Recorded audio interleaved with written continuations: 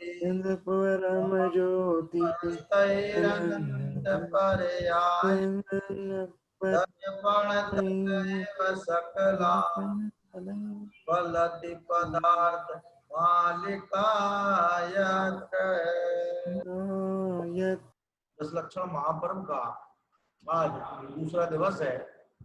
आज जो है उत्तम मार्दव धर्म की आराधना का दिन है। जैसे क्रोध के अभाव से उत्तम क्षमा पर्याय में व्यक्त होती है, उसी तरह से मान कसाय के अभाव से उत्तम मार्दव धर्म प्रकट होता है।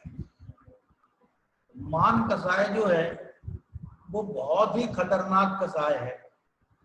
क्रोध और मान ये दोनों द्वेष मूलक प्रकृतियां हैं। जब आचार्यों ने 4 कसायों में राग द्वेष का विभाजन किया तो उन्होंने स्पष्ट इस बात का उल्लेख किया कि क्रोध और मान के पीछे द्वेष काम करता है और माया और लोभ के पीछे राग काम करता है। किसी चीज के प्रति राग ना हो तो उसके प्रति लोभ नहीं हो सकता है, उसके लिए मायाचारी नहीं कर सकते। और द्वेष अपने को ऊंचा मानना और दूसरे को नीचा मानना, तो दूसरे से तो द्वेष क्या, और क्रोध में भी दूसरे को बुरा मानना। तो क्रोध और मान की प्रकृति द्वेष रूप है और माया और लोभ की प्रकृति राग रूप है। और जब 4 गतियों में 4 कसायों की मुख्यता का वर्णन किया तब उन्होंने इस बात का खुलासा किया कि नरक गति में क्रोध कसाय की मुख्यता पाई जाती है, क्या देव गति में लोभ कसाय की मुख्यता पाई जाती है। अपन लोगों को देव लोभी नजर नहीं आते, उनको काय का लोभ है साहब, उनको काय का लोभ है, सब तो है, सब तो है।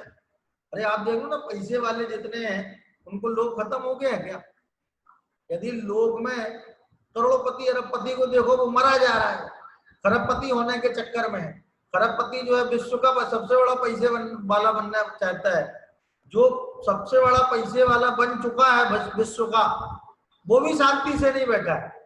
वो पता नहीं कौन से अब नए किताब की तैयारी में है, वो कौन सा तमगा हासिल करना चाहता है। तो जैसे लोक में हम देखते हैं बड़े से बड़े पैसे वालों का लोभ खत्म नहीं होता है। तो इससे अपने को समझ में आना चाहिए कि देवों के भी लोभ खत्म नहीं, देवों के भी महालोभ है। क्या जितनी विभूति है उसमें संतुष्ट नहीं है, लेकिन जो उनके पास है नहीं उसमें उनकी निगाह गड़ी हुई है। कहने का आशय ये है कि ये जो लोभ कसाय है ये देवगति में मुख्यता से पाई जाती है। क्या इसी तरह से तिरंज गति में मायाचारी मुख्यता से पाई जाती है। और मनुष्य गति की जब बात की उन्होंने तो इस बात का उल्लेख किया कि मनुष्य गति में मान कसाय प्रचंडता के साथ उपलब्ध है। क्या श्रीमद राजचंद्र जी साहब तो यहां तक लिख गए हैं यदि मनुष्य गति में मान नहीं होता तो यही मोक्ष हो गया होता। मान इतनी खतरनाक कसाय है कि हम धर्म क्षेत्र में आकर के भी मान का ही पोषण करना चाहते हैं। यदि हमें धर्म के क्षेत्र में आकर के मान न मिले तो अंदर में बहुत ही खेद खिन्नता होती है और कटुता पैदा हो जाती है।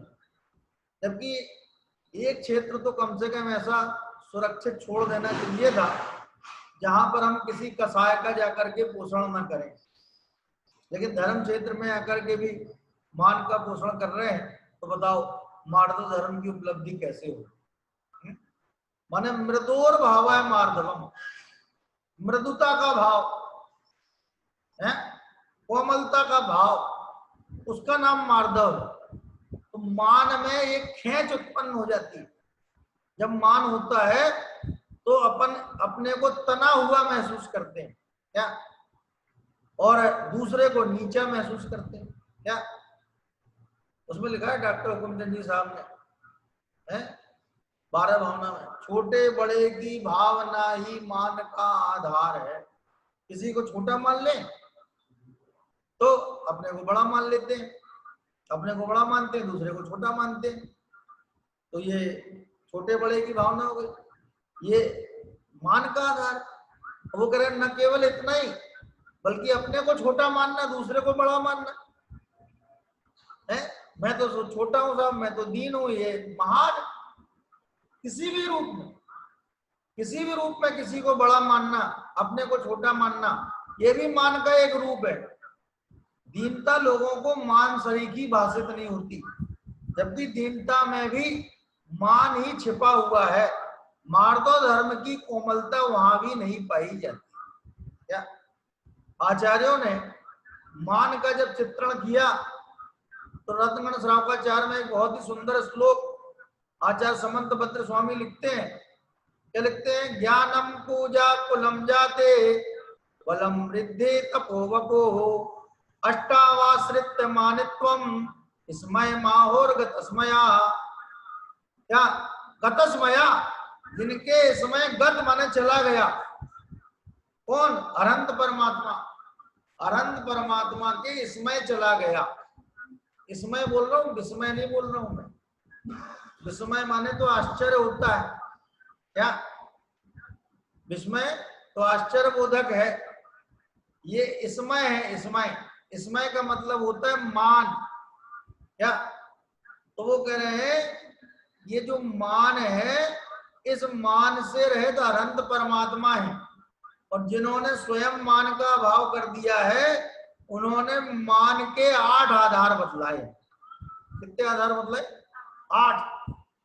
और ये गजब का वर्गीकरण है कि विश्व में जितना वैभव है, जिन जिन मिल्कियतों के आधार पर हमारे चित्त में मान अंकुरित होता है, वो सब मिल्कियतें, वो सारी विरासतें, वो सारी की सारी विभूतियां इन 8 में ही समाहित है। कौन कौन सी? ज्ञान। सबसे पहले ज्ञान के मान की बात की। क्या देखो, जिस व्यक्ति को इस बात का पता होगा कि मैं स्वयं ज्ञान स्वरूप हूं और सारे जगत के जितने जीव हैं वे भी ज्ञान स्वरूप ही हैं, और ज्ञान स्वरूप की अपेक्षा देखा जाए तो कोई छोटा नहीं है, कोई बड़ा नहीं है। एक इंद्रिय जो सर्व जगन अवगाहना का धारी लब्ध पर्याप्त सूक्ष्म वो दिया जीव, उसमें और भगवान सिद्ध में ज्ञान स्वभाव की अपेक्षा कोई अंतर नहीं। क्या तो बताओ, उस व्यक्ति को क्षोभसम ज्ञान का मान होगा? अरे क्षोभसम ज्ञान की क्या वैल्यू है? क्या अपन को बहुत सारी बातें याद रहती है और समय आने पर अपन भूल जाते हैं, उनको भूल जाते नहीं, भूल जाते हैं। क्या कितनी बातें विस्मृति में चली जाती हैं। हम सोचते हैं कि हमें याद है, हमें याद है, और जब हम बोलने गए वहां पे तो हम सब भूल गए। इतने सारे लोग देख रहे थे, मैं आंखें गड़ा गड़ा करके, आंखें फाड़ फाड़ के देख रहे थे, तो हमारी तो गिनती बन गई बिल्कुल। हम सब भूल गए बिल्कुल। चुटका ले गए तो चुटका निकालना भी भूल गए। चुटके में हमने सोचा था कि देख देख के बोलेंगे हम, लेकिन हमको निकालना भी भूल गए। कहने का आशय क्या है कि ये ज्ञान जो है कितना हीन है, इसका मान नहीं किया जा सकता। इसलिए जिसको इस बात का बोध है कि मैं ज्ञान स्वरूप हूं, उसे कभी भी वर्तमान के क्षोभसम ज्ञान की, न अपने क्षोभसम ज्ञान की महिमा आएगी, न दूसरे के क्षोभसम ज्ञान की महिमा। क्यों? ये तो सब पूरी तरह से कर्म के उदय और क्षोभसम पर आधारित है। कर्म के उदय से ज्ञान भाव होता है और कर्म के क्षोभसम से ज्ञान भाव होता है। क्या आचार्यों ने तो ज्ञानी और अज्ञानी को डिफाइन कर दिया, ज्ञानी अज्ञानी की परिभाषा बता दी। क्या बताई? कि मैं ज्ञान स्वरूप हूं, जिसे इस बात का पता है वो तो है ज्ञानी, और जो अपने को ज्ञान स्वरूप के अलावा और कुछ भी मानता है, वर्तमान में जो प्राप्त पर्याय है, उस प्राप्त पर्याय में जो संयोग है, उन संयोग के आधार पर अपने को बड़ा या छोटा मानता है, वो सारा का सारा है अज्ञान। और इस अज्ञान का धारी अज्ञानी। तो अज्ञानी और अज्ञानी की परिभाषा जब इतनी स्पष्ट है, इतनी क्लियर है, तब वर्तमान क्षोभसम ज्ञान के आधार पर मान होने का प्रसंग ही नहीं हो सकता।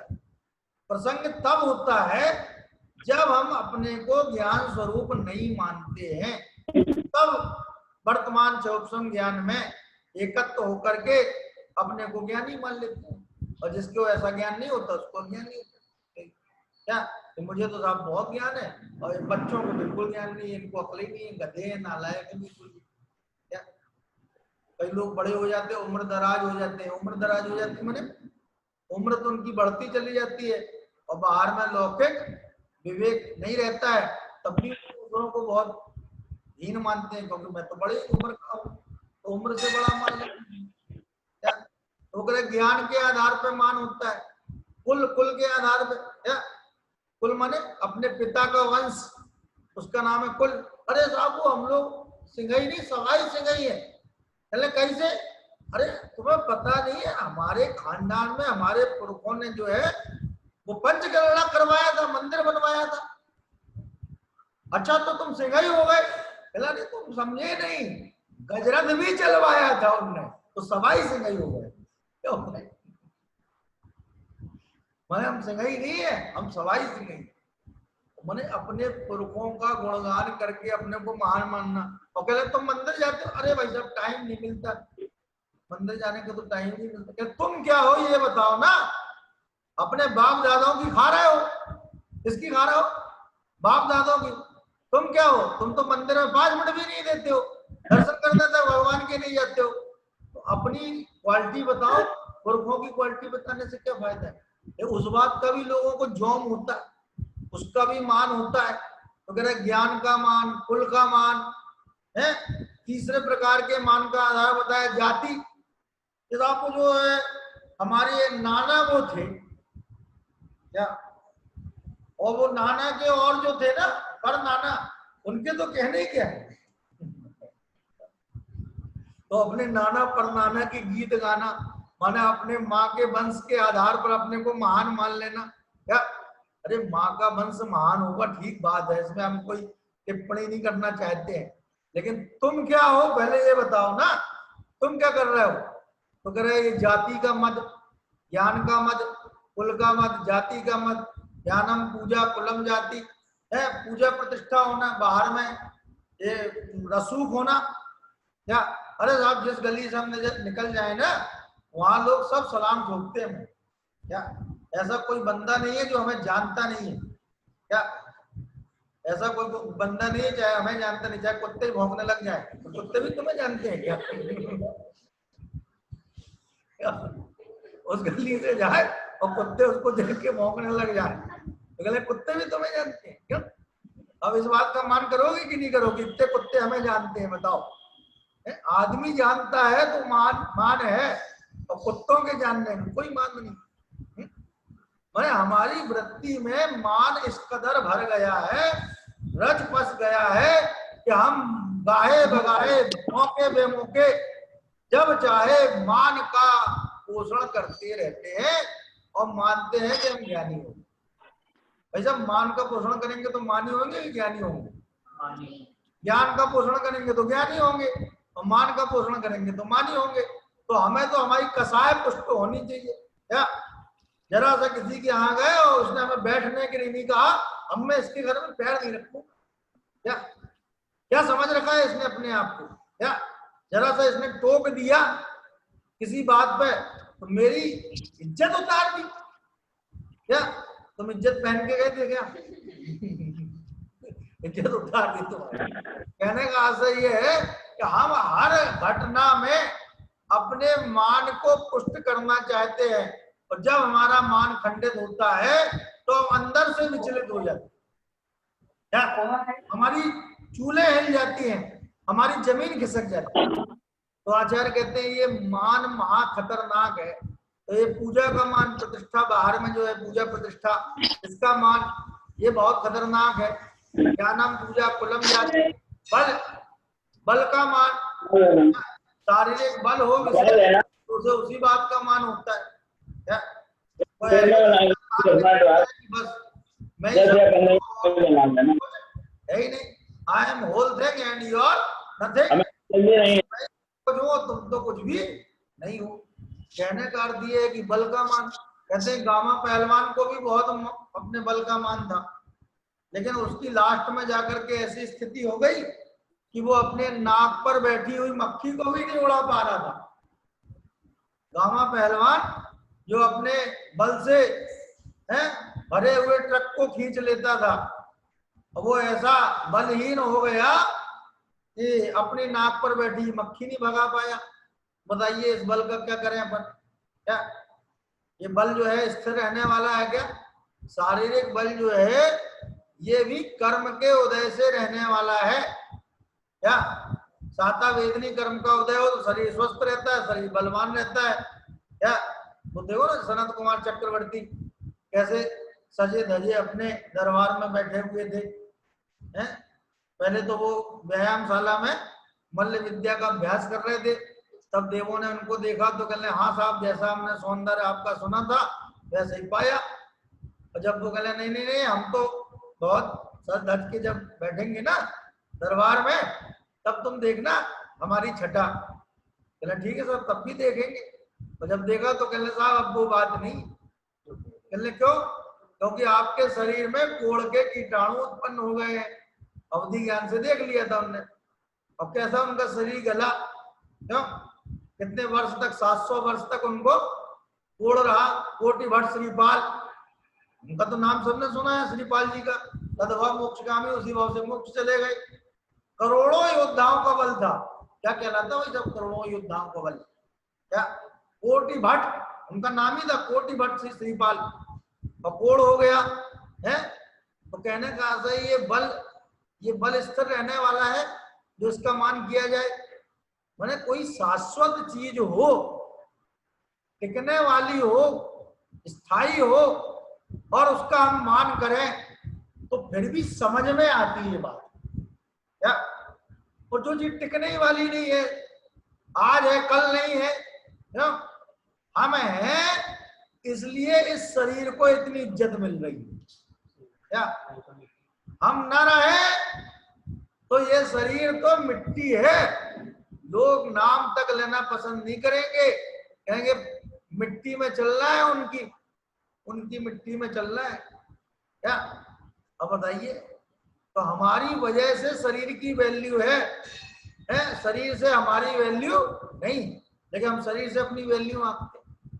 तो अगर बल का मान रिद्धि, किसी को किसी प्रकार की विशेष रिद्धि हो, रिद्धि माने ज्ञान, उसी प्रकार का सूक्ष्म ज्ञान प्राप्त हो गया हो, चाहे वो ज्योतिष विद्या जानता हो, चाहे वो है हस्त रेखाओं का विशेषज्ञ हो, चाहे वो माथे की रेखाओं को देख लेता हो क्या, और चाहे उसे निमित्त ज्ञान, निमित्त संबंधी कोई विशेष ज्ञान हो, तो उसी बात का उसको मान होता है।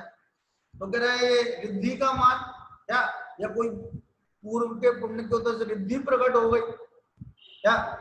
तो कह रहे बलम रिद्धि, और फिर लिखा है तपो।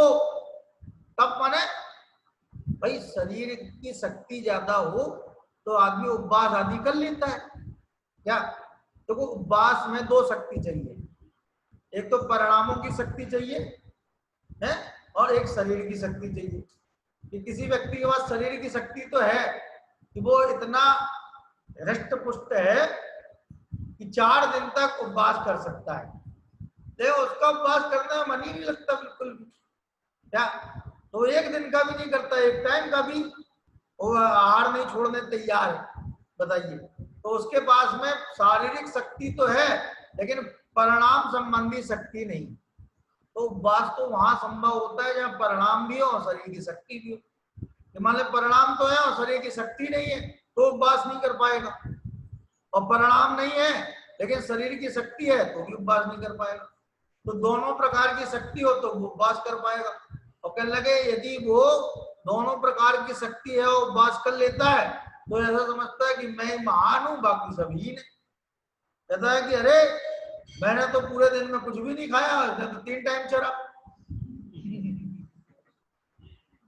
क्या ये तो हमेशा ही खाते हुए दिखा मुझे, जब भी देखा कुछ ना कुछ खा ही आता है। कहने का आशय ये है कि हम अपने को उस तप के आधार पर जो कि प्योरली देह के आश्रित है।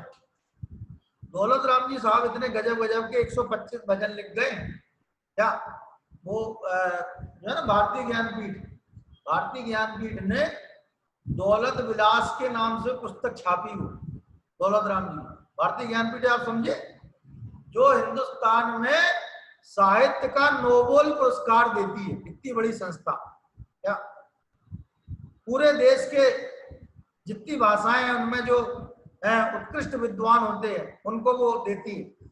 उसने प्रकाशित की वो कृति, उसमें उन्होंने लिखा है एक जगह भजन में कि आपा नहीं जाना तूने कैसा ज्ञान धारी रे, कि तू अपने को ज्ञानी मानता है तो एक बात बताओ, अपने को तूने जान लिया? कहले नहीं, वो क्या होता है, अपन क्या होता है, हम जानते ना अपने को, मैं ये हूँ, मैं ये हूँ, मैं फलाने गांव का रहने वाला हूँ, मैं फलानी जगह पैदा हुआ था, मेरी इतनी उम्र हो गई है, मेरे पास इतना पैसा धेला है, क्यों? ये सब मैं जानता हूँ कि नहीं जानता हूँ? कहले ये सब संयोग के आधार पर हमारा निर्णय, एक्चुअल में तो हमें हमारा परिचय ही नहीं। तो करे अपने को जाने बिना हम अपने को ज्ञानी कैसे मान सकते हैं, क्या? और फिर लास्ट में वो आगे जाकर के लिखते हैं, देह आश्रित कर क्रिया आपको मानत शिवमग चारी रे, कि हम देह के आधार पर जो क्रियाएं होती हैं, आज हमने 3.5 पूजाएं करी भगवान की, कितनी पूजाएं करी? 3.5 पूजाएं करी, क्या भगवान सुनते सुनते थक गए होंगे, लेकिन हम बोलते बोलते नहीं थके, क्या? बताइए। तो हमने देह के आश्रित पूजा करी, पूजा यदि देह नहीं होती तो हो सकती थी, यदि देह हमारे पास नहीं होती, देह को हम टांग के आते खूंटी पे, क्या घर में देह को टांग के आते खूंटी पे, तो क्या हम भगवान की पूजा कर सकते थे क्या? चले नहीं कर सकते थे। तो ये भगवान की पूजा करना भी देह आश्रित क्रिया है, क्या? सब क्रियाएं, प्रवचन करना भी देह आश्रित क्रिया है, प्रवचन सुनना भी देह आश्रित क्रिया है, और इसको करके हम अपने को क्या मान लेते हैं कि हम मोक्ष मार्गी हो गए, हमें मोक्ष मार्ग प्राप्त हो गया। भाई साहब ये देह आश्रित क्रियाएं हैं, इनके आधार पे अपने मान का पोषण नहीं करना चाहिए। ये क्रियाएं तो मान का नाश करने के लिए है। भगवान की पूजा करके मान का नाश करना चाहिए कि मान पुष्ट करना चाहिए? कोई नया नवागंतुक आए पूजा करने के लिए, तो हम अपनी पूजा भूल करके उसे समझाने लग जाते हैं, ऐसे नहीं ऐसे करो, ऐसे नहीं ऐसे करो, ये उठाओ, ऐसे लगाना चाहिए, 3 उंगली लगाना चाहिए, 5 नहीं लगानी चाहिए। 5 लगा दे तो पाप हो जाएगा, ये आसमान फट पड़ेगा कि धरती फट पड़ेगी, क्या हो जाएगा? हम उसे सिखाने के चक्कर मैंने एक मिला बड़ी मुश्किल से हमें। रिकॉर्डिंग कैसे हो रही है? अभी तक कोई मिला क्या? तो हम उसे सिखाने के चक्कर में अपनी खुद की पूजा भूल गए, भी बोला वो सीख गया कि हाँ जैसे जैसे वो हम बोलते रहे वैसे वैसे करता रहा, क्या? एक बार जब गाजियाबाद गया तो वहां पर मैं मंदिर में पूजा कर रहा था, तो आवाज कहीं नहीं आ रही, व्यक्ति थे, अब उनने इतनी पूजा पद्धति के हिसाब से मुझे समझाना चालू कर दिया, मैं अपनी पूजा ही भूल गया। तो उस समय मुझे समझ में आया कि भैया पूजा भी करनी हो तो केवल अपने लिए करनी चाहिए, उसमें 3 लोग होने चाहिए बस, भक्त, भगवान और भक्ति, पूज्य, पूजक और पूजा। इनके अलावा चौथे किसी को शुमार कर लिया, शामिल कर लिया, तो अपना रास्ता भटक जाओगे, क्या? तो मान का पोषण करने के लिए होना चाहिए कि मान का नाश करने के लिए होनी चाहिए? तो बाहर की जितनी भी क्रियाएं, धार्मिक क्रियाएं बतलाई हैं, वे मान का विनाश के लिए हैं, न कि पोषण के लिए। तो कह रहे ये तप आदि के माध्यम से, और बपू तो कहते शारीरिक सौंदर्य, बपू बोलते शरीर, बपू माने शरीर, तो कह रहे हैं ये शारीरिक सौंदर्य टिकने वाला नहीं है। एक ही व्यक्ति देखो बचपन में कैसे दिखाई देता है, और बड़ा होता तो कैसे दिखाई देता है, और बड़ा होता तो कैसे दिखाई देता है, क्या? और कोई 20-25 साल बाद भी गए तो कहना अरे तुम्हारे तो पोपले मुंह हो गए, बिल्कुल तुम्हारे तो क्या दांत ही गायब हो गए। अब बताओ उसकी पूरी शक्ल ही बदल गई पूरी, क्या? पहले कैसा दिखता था अब कैसा दिखता है? सदा बाहर कोई रह सकता है क्या? क्यों? देखा भी, अंजुली जल समझवानी क्षीण होती जा रही, प्रत्येक पल जर जर जरा नजदीक आती जा रही, और काल की काली घटा प्रत्येक क्षण मंडरा रही, किंतु पल पल विषय तृष्णा तरुण होती जा रही। हर चीज तो घट रही है और विषयों को भोगने की आकांक्षा बढ़ रही है। क्या? और विषयों का भोग कैसा है कि सोचा करता हूं भोगों से बुझ जावेगी इच्छा ज्वाला, परिणाम निकलता है लेकिन मानो पावक में घी डाला। किसी ने कहा भैया ये आग जल रही, इसको बुझा दो, फालतू जल रही है, तो हम जो है घी ले आए कटोरे में और डाल दिए उसके, तो वो आग बुझ जाएगी क्या? ये और दुगनी तेजी से चौगुनी तेजी से भड़कने लगेगी, जलने लगेगी। तो हम भोगों को भोग करके भोगों की इच्छा को समन करना चाहते हैं। क्या? जितने भोग हमें मिलेंगे उतनी हमारी इच्छा घटेगी कि बढ़ेगी? बढ़ेगी। लेकिन हमारी भावना क्या है कि घट जाए। घटाने की भावना से बढ़ा रहे हैं। उपाय क्या कर रहे हैं? घटाने की जगह बढ़ा रहे हैं।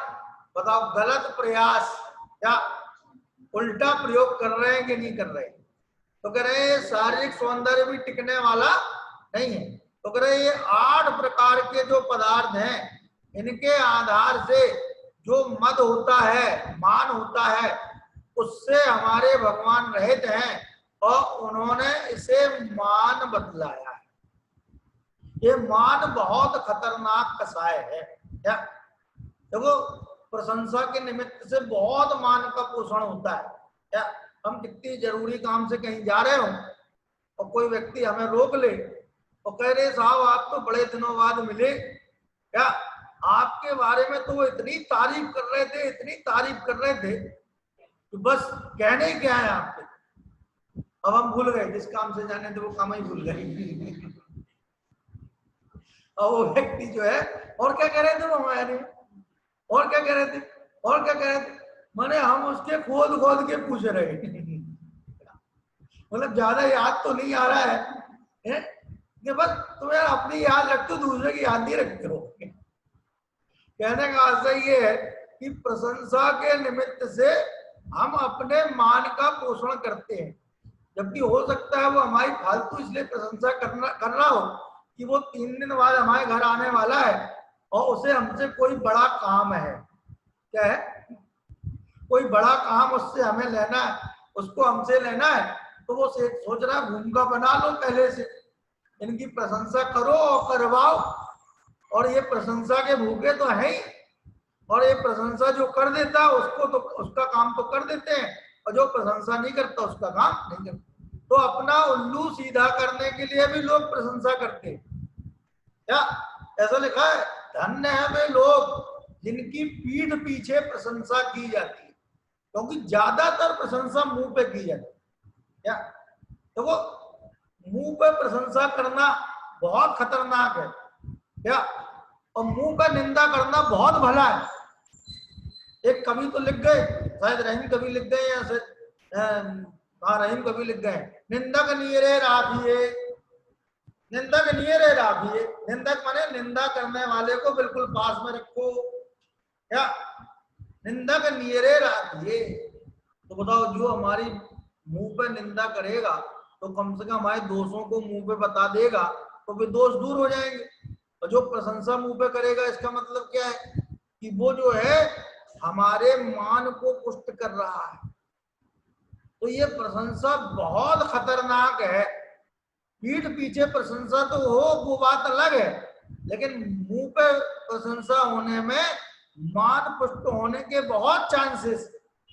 इसलिए आचार्यों ने कहा कि यदि हमें मृदुता प्राप्त करनी है, मार्दव धर्म प्राप्त करना है, तो हमें मान के प्रसंगों से बचना चाहिए।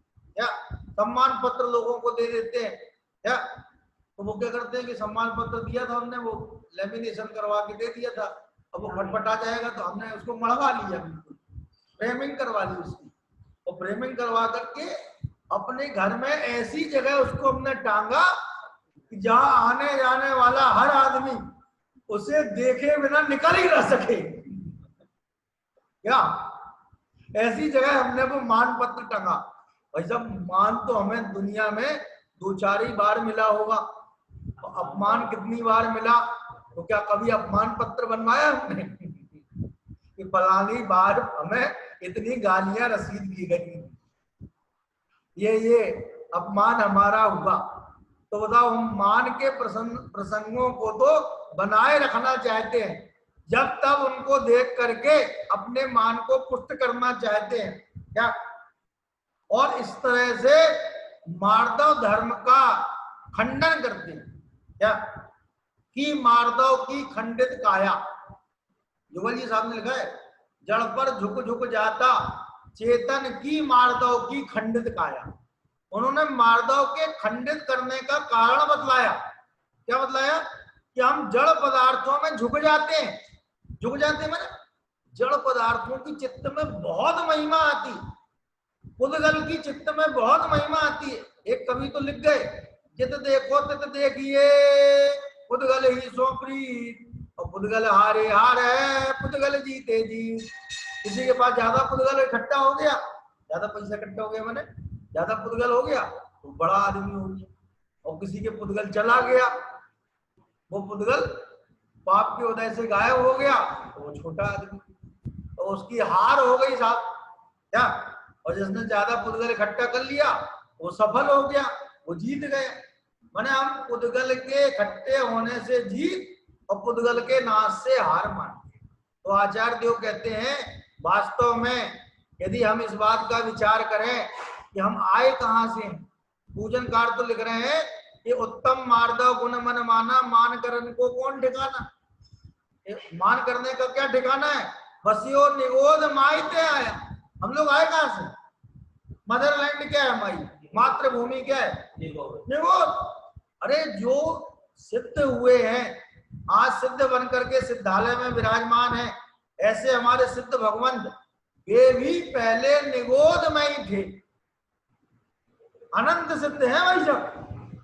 अभव्य राशि से अनंत गुणे और एक निगोद शरीर में उपस्थित जीवों के अनंतवें भाग, ऐसे अनंत सिद्ध हैं, और वे सारे के सारे भूतकाल में निगोद में थे। तो कह रहे बस्यो अनादि निगोद, बस्यो अनादि निगोद माजारा नहीं, बस्यो निगोद माहिते आया, दमरी रूंकन भाग बिकाया। दमरी के भाव बिक गए। धनिया है ना, धनिया, धनिया मुफ्त में आती थी पहले। धनिया और मिर्ची जो है पैसे नहीं लगते थे, सब्जी वाला जो है पैसे नहीं लेता था उसके। सब्जी ली और धनिया के ये डाल दो, एक गड्डी इसमें डाल दो धनिया, क्या मिर्ची डाल दो इसमें मिर्ची, क्या। तो बताओ, वो धनिया जो है साधारण वनस्पति है, धनिया में आलू बराबर दोष है। कितना दोष है? आलू बराबर। कोई आलू खाए तो उसको जो दोष लगे, और कोई धनिया खाए उसको जो दोष लगे, बराबर है बिल्कुल। तो करें धनिया के भाव बिक गए अपन। रूंकन माने कोई चीज अपन ने ली और थोड़ी सी और डलवा ली बाद में, तो वो रूंकन के भाव बिक गए। और वो कह रहे हैं रूंकन बिकाया भाग बसते देव एक इंद्री भया। भाग्य से हम जो देव था वो एक इंद्री हो गए। कहा तो स्वर्ग में देव था, वहां एक इंद्री हो गया। उत्तम हुआ, कोई उत्तम से उत्तम सेठ मर के क्या हुआ? चांडाल हुआ, चांडाल बन गया। और भूप कीड़ों में गया, राजा मर के कहा पहुंच गया? कीड़ा बन गया। बड़े राजा जी थे, अब कहाँ हो गए कि साहब वो गटर के कीड़ा है। अब क्या बन गए? वो गटर के कीड़े बन गए हैं, विष्टा में लौट रहे हैं। और जीतव जोवन धन गुमान कहा करे जल बुध बुधा। करे जीतव माने जीवन का, यौवन माने यौवन का, और धन का, गुमान माने घमंड। कहा करें वो करे क्या करते हो? ये तो जल बुदबुदा, क्या जल के बुदबुदे के समान है, बुलबुले के समान है। तो क्या करना चाहिए? करि विनय बहुगुण बड़े जन की, ज्ञान का पावे उदार। बहुत ज्ञान प्राप्त करना है ना, क्या बहुत ज्ञान प्राप्त करना है। तो कह रहे विनय करो, बहुमान आए, ज्ञान का चित्त में बहुमान आएगा तो ज्ञान बढ़ेगा, और ज्ञान के कार्य हीन नजर आएंगे। क्या हो गई मेंटलिटी आजकल? क्या हो गई है? ज्ञान संबंधी कार्यों को तो हीन मान लेते हैं, क्या, और कार्यों को क्या मानते हैं? उत्कृष्ट मानते हैं, तो क्या होगा, कालांतर में इसके जितना ज्ञान है ना उतना भी नहीं रहेगा, क्योंकि पहले महिमा जाती है, बाद में चीज चली जाती है। नियम क्या है, पहले महिमा जाती है, फिर बाद में वो चीज चली जाती है। क्या ज्ञान की महिमा यदि चित्त से चली जाएगी ना, तो कालांतर में ज्ञान भी चला जाएगा और निगोद मिलेगा। निगोद क्या मिलेगा? अक्षर के अनंतवें भाग ज्ञान है, पर्याय ज्ञान कहा है? निगोदिया की। क्या एक इंद्रिय के जितना कम ज्ञान हो सकता है, जितना कम से कम ज्ञान हो सकता है, उतना कम से कम ज्ञान निगोदिया के पाया जाता है। तो कह रहे हैं ज्ञान की महिमा होगी तो ज्ञान बढ़ेगा। क्या? और ज्ञान बढ़ाना क्यों है? क्यों? दूसरे को समझाना है, इसलिए ना। ज्ञान इसलिए बढ़ाना है कि अपने ज्ञान स्वभाव को जानना है। कम से कम इतना ज्ञान तो प्राप्त कर लें कि अपने ज्ञान स्वभाव को जान लें। तो ज्ञान स्वभाव को जानने के उद्देश्य से ज्ञान प्राप्त करना है, दूसरे को समझाने के उद्देश्य से ज्ञान प्राप्त नहीं करना है। जैन धर्म परम स्वार्थी धर्म है। ये कहता है आदिदम कादवम यदि सक्कदी पर हिदम चावि कादवम, और आद हिद पर हिदादो आज एकदम छुट चुका था। ये अपना हित कर लेना चाहिए, और यदि संभव हो तो दूसरे का भी हित करना चाहिए। तो कहने लगे हमारे पास शक्ति थोड़ी है, समय कम है, और दोनों का हित करना है, तो क्या करें? तो कहने दूसरे का हित छोड़ दो, अपना हित कर लेना। हम पानी पीने गए तालाब में, तो हमने लोटे में पानी लिया और छान के पी लिया, और हम कहने नहीं जाओ और लोग भी पीने आएंगे तो तालाब छान लेते हैं, चलो। तो तालाब छानने के चक्कर में जाएंगे तो बेहोश होके वहीं मर जाएंगे प्यासे। क्या? इसलिए दूसरों के चक्कर में नहीं रहना है, अपने को अपना हित साधना है। तो ये उत्तम मार्दव धर्म का दिन हमें ये बतलाता है कि हम मार्दव धर्म की प्राप्ति के लिए किसी प्रकार का भी मान न करें, और मान का त्याग करें, और मार्दव धर्म की प्राप्ति करें। इसी भावना से ये अभी की बात समाप्त करें। ओम कार्य ओम मय ओम ओम ओम कार्य ओम मय ओम ओम